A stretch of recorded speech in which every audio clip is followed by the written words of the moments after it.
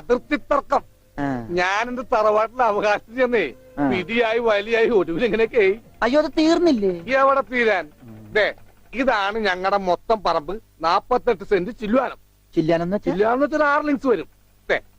ഇതാണ് കിഴക്കേ അതിരി, നമ്മുടെ ബാലഞ്ചന്റെ വീടിന്റെ. അതെ, അതിലേ ഒരു 20 സെന്റ് സ്ഥലം ഇങ്ങനെ അമ്മനെ പറ്റി ചേട്ടന്മാരെ എഴുതി വാങ്ങിച്ചു. വില്ലന്മാരെ.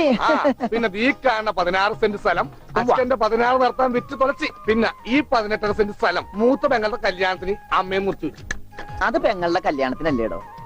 അവിടെ എടുത്തേ, അത് കേസിൽ കിടന്ന പറമ്പാണ്. അതെ, ഇനി ഞാനും 2 പെങ്ങന്മാരുണ്ടേ. പെങ്ങന്മാർ ഇനിയുണ്ടോ? തന്റെ പെങ്ങന്മാരെന്താണ് പറമ്പ് നിറഞ്ഞു നിൽക്കണ?